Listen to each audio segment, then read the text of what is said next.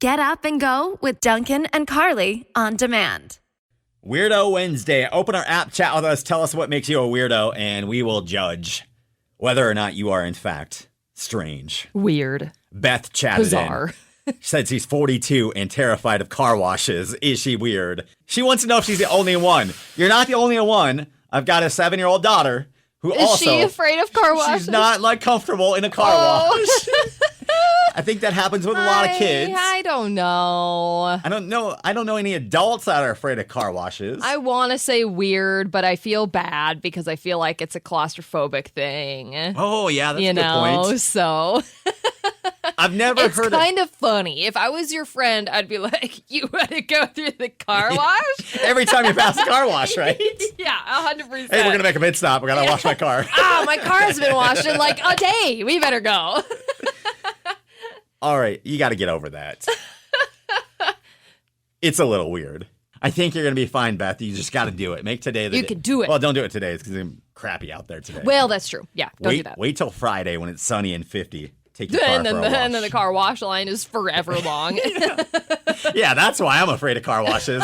You're going to get stuck there for 45 minutes. I know. Seriously. All right, let's say good morning to Sharon. Hi. Hey, I've got a Weirdo Wednesday thing. All right, what makes you a weirdo, Sharon? Okay, so if I'm talking to you and you are boring me, if you look down at my fingers and they're twitching, it's because I'm typing our conversation. I practice my typing skills. If you're boring me when you're talking to me. Oh my gosh, that's hilarious. And really rude at the same time.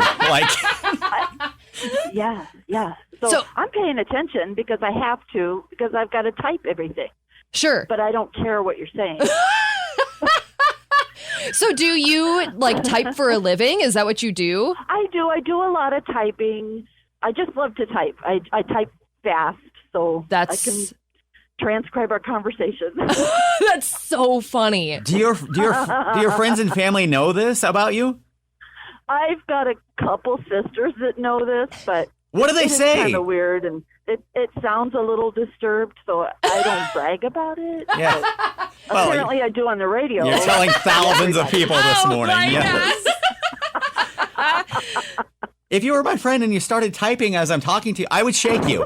I would say, knock it off. You're being so rude. See, no friends, no, just sisters. Right, see, exactly. Yeah, so. That's hilarious. They know. I don't, yeah, they might. They'll know after this. They all listen to KROC, so they'll know. Dude, they know. They're going to know. Everybody knows. If you're, one time, they probably oh, that was kind of weird. She was typing when I was talking to her. But if you do it every single time, they know. They pick up on it. It's a subtle little thing. My hands are down to my side, but I'm still typing. Yeah, I'm typing. Oh, that's so funny. I love it. You are a weirdo. The only thing I'm normal. Okay, I'll take that. Have a good day. Thank you so much for listening today. Thank you. Bye. It is Weirdo Wednesday. If you want to play along, if you want us to feature you on the radio and the strange things that you do, open our app and chat with us or give us a call, 507-281-2400. The average first impression, Carly, is made in just 27 seconds.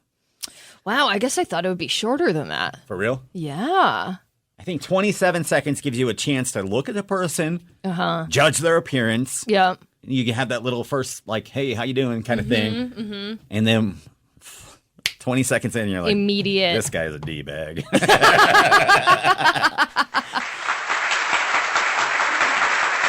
Thank you very much. This is actually recorded from inside the Mayo Clinic. Really? When the news broke. Everybody was so excited. Really? So they're rolling back their mask policy. Yes. Which is very, very exciting because that really, really means that things are going in the right direction. My friend Sarah works there, and she is super excited. She posted something. She's like, I'm so excited to see my coworkers smile. Yeah. I haven't seen their smile in 3 years. Yeah. Which is insane. I know. But I imagine everybody inside the clinic.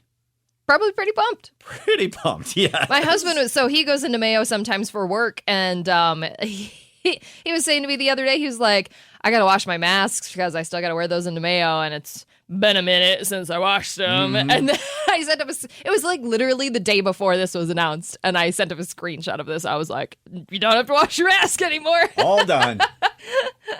So they say this isn't starting till Monday the 10th. So this coming Monday. Yep, so they say starting Monday, April 10th, face masks will no longer be required at Mayo Clinic and Mayo Clinic Health System campuses. Mask wearing will still be required in high-risk patient settings. So if you work in high-risk patient settings, you're still going to have to wear one. If you are a high-risk patient, you'll have to wear one, that kind of stuff. So, I wonder if this is going to change the visitor rules. ooh, good question. I have no idea. Because like when my daughter was at Mayo, Yeah. only one parent could go back with her. Right. Which was frustrating because Yeah. dad cares too. But she only wants mom. Yes, exactly. Yeah, I haven't seen any announcement about that, but I would think that that's coming. I would hope so, yeah. I would think so. All right, get all the latest on that and more local news on the 106.9 KROC app. The Minnesota Twins home opener is no longer tomorrow. They have moved it to Friday because guess what? The weather. But now it's on a Friday, though. That's kind of fun. But if you already booked a hotel or something like that, Yeah, it's true. it's kind of a pain in the butt. Okay, I know. You can read all the details on the new start time for the home opener and everything else on the 106.9 KROC app.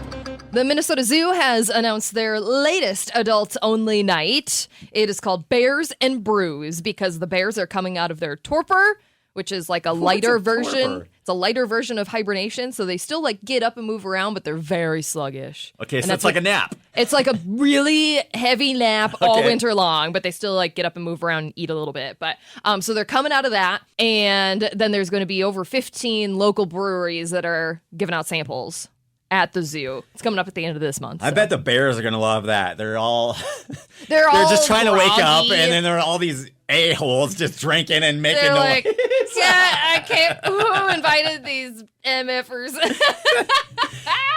You have been to this, A couple or a of times. version of this. Couple of times. Yeah, not the Bears and Brews one. Yeah, they started doing themes lately. I went to the one last month and then the one like a few years ago when they first started this. It's super fun, so I'd highly recommend.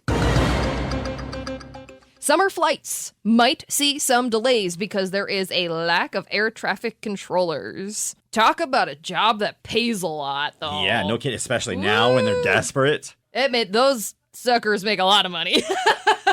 But But it's high stress. high stress, high Oh. pressure. Yes. Do not mess up. No. Yeah. So the FAA says that about 45%, or there's going to be about 45% more delays in summer flights if they're not able to hire more air traffic controllers. So we shall see. I don't feel like you could just go find air traffic controllers off the street, right? No, absolutely So, not. No. There's got to be some training, some serious training involved. So, So I guess like if you've been thinking about it, now is the time. all right. So good luck if you're traveling this summer, basically. Yeah, basically. And finally, there's a Rochester liquor store that's doubling its size. We are talking about Jack's Bottle Shop, which is over by Forager.